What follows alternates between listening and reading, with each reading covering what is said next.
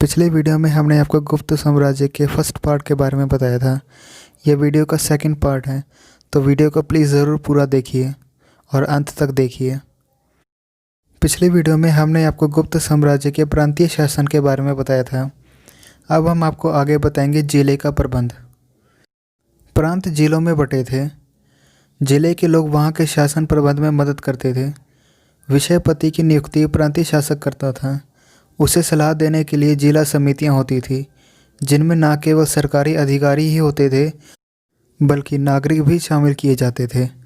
नगरों का शासन। गुप्त काल से आज की तरह नगरों का प्रबंध म्यूनिसिपल कमेटी की ही करती थी। नगर का मुखिया नगरपति कहलाता था। नगर में रहने वाले लोग कुछ कर देते थे।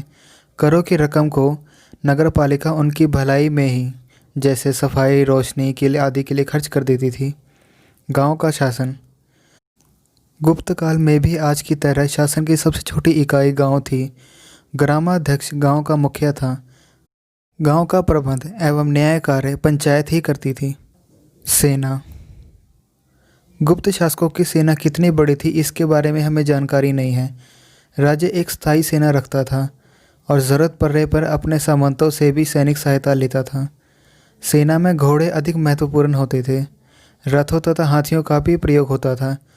घुड़सवार अब तीरंदाजी ही ज़्यादा किया करते थे। आय के साधन।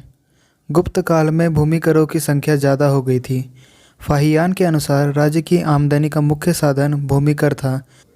इस भूमि कर के अतिरिक्त किसानों को आती जाती सेना को राशन तथा पशुओं को चारा भी देना पड़ता था। गांव में जो भी सरकारी अधिकारी रहता था उसे पशु, अनाज आदि गांव के लोगों को ही देना पड़ता था। इस प्रकार की बेगार को विष्टि कहा जाता था। किसान पशुओं को चराने के लिए भी कर देते थे। व्यापार और वाणिज्य कर भी राज्य की आमदनी के साधन थे, लेकिन इन करों की संख्या में कमी आ गई, क्योंकि जुर्माने के रूप में अपराधियों को बड़ी बड़ी रकम देनी पड़ती थी। इससे भी राज्य को बड़ी आय प्राप्त होती थी। चुंगी भी आय का एक महत्वपूर्ण साधन था। न्याय व्यवस्था। मौर्य काल की अपेक्षा गुप्त काल में न्याय व्यवस्था अधिक विकसित और उन्नत थी। इस काल में अनेक कानून की पुस्तकों को संकलित किया गया। कानूनों को सरल बना दिया गया था। गुप्त शासकों ने भय उत्पन्न करने वाले साधन नहीं अपनाए। फाहियान के अनुसार अपराधियों को मृत्युदंड नहीं दिया जाता था। यदि कोई व्यक्ति बार बार अपराध या राजद्रोह करता था तो उसका दाहिना हाथ काट दिया जाता था। जुर्माने देने की ही सज़ा सुनाई जाती थी। जनता नियमों का स्वेच्छा से पालन करती थी। कानून की मर्यादा बनाए रखना राज्य का काम था। राजा मुकदमे का फैसला पुरोहितों की मदद से करता था। गुप्त साम्राज्य की आर्थिक दशा। कृषि। चीनी यात्री फाहियान से पता चलता है कि गुप्त काल में भारतीय आर्थिक दशा बहुत ही बढ़िया थी। लोगों में दान देने की होड़ लगी होती थी। कृषि बहुत उन्नत स्थिति में थी। अनेक प्रकार के अनाजों के अलावा फल और तिलहन की खेती भी की जाती थी। सरकार किसानों से भूकर के रूप में उपज का 1:6 भाग लेती थी, परंतु कुछ ब्राह्मणों और अधिकारियों को कर मुक्त भूमि दी गई थी। इनमें से कई अधिकारियों को किसान से कर वसूलने का अधिकार भी था। यह घटना गुप्त काल की एक महत्वपूर्ण आर्थिक घटना थी। किसानों को बेकार करने के लिए मजबूर किया जाता था। गुप्तकालीन भारतीय उद्योग धंधों की स्थिति बहुत समृद्ध थी। लौह इस्पात उद्योग के साथ साथ समुद्री पोत निर्माण का उद्योग भी देश में उन्नत था। फाहियान लिखता है कि देश में सोने, चांदी और अन्य धातु की बनी मूर्तियाँ होती थीं। हाथी दांत से भी अनेक प्रकार की वस्तुएं तैयार की जाती थी। भूमि अनुदान। स्मृतिकारों के अनुसार भारत में राजा भूमि का मालिक माना गया है। मनु और गौतम जैसे स्मृतिकारों ने राजा को भूमि का अधिपति बताया है। गुप्त काल में राजाओं को जो भूमि दान या कभी कभी सारा गांव दान दिया करते देखा गया है। गुप्त साम्राज्य के दौरान सामाजिक परिवर्तन।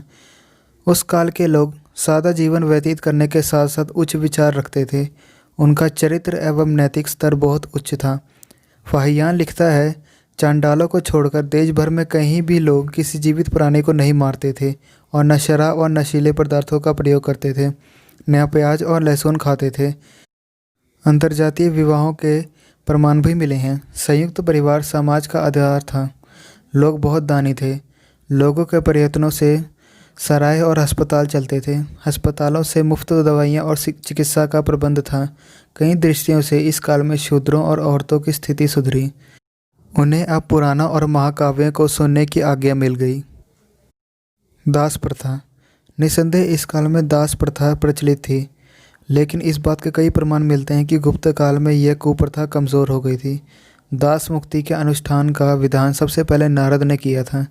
इस काल में दासों के साथ दुर्व्यवहार नहीं किया जाता था, इसलिए विदेशी यात्री इसके अस्तित्व का पता नहीं लगा सके। गुप्तकालीन साहित्य और कला में नारी का आदर्शमय चित्रण किया गया है, परंतु व्यवहारिक रूप में उनकी स्थिति पहले की अपेक्षा अधिक दयनीय हो गई थी। इसी काल में कन्याओं का अल्पायु में विवाह कर दिया जाता था। नारी को जन्म से पहले मृत्यु तक पुरुष के नियंत्रण में रहने के आदेश दिए गए। केवल उच्च वर्ग की स्त्रियों को प्राथमिक शिक्षा दी जाती थी। वे सार्वजनिक जीवन में भाग नहीं लेती थी। जो थोड़े बहुत उदाहरण विदुषी और कलाकार महिलाओं को प्राप्त होते थे, उन्हें हम केवल उनका एक उदाहरण मान सकते हैं। लेकिन गुप्त साम्राज्य में पर्दा प्रथा का अधिक विकास नहीं हुआ था। विधवाओं को सामान्यतः पुनर्विवाह की अनुमति नहीं दी। उनके लिए श्वेत वस्त्र पहनना जरूरी था। इस काल में वैश्यावृत्ति का भी उल्लेख मिलता है। देवदासियों का भी एक वर्ग था जो मंदिरों के साथ संबंध था, लेकिन स्त्रियों को संपत्ति संबंधित अधिकार प्राप्त थे। तो ये था गुप्त काल का स्वर्णिम युग। तो दोस्तों, कैसी लगी आपको हमारी आज की यह वीडियो? कमेंट सेक्शन में ज़रूर प्लीज़ इस बारे में बताइए, और चैनल को सब्सक्राइब कर दीजिए और वीडियो को लाइक और शेयर कर दीजिए। और हमें प्लीज़ कमेंट करके भी ज़रूर बताइए कि आप अगली वीडियो कौन से टॉपिक पर देखना चाहते हैं। Thanks for watching my video.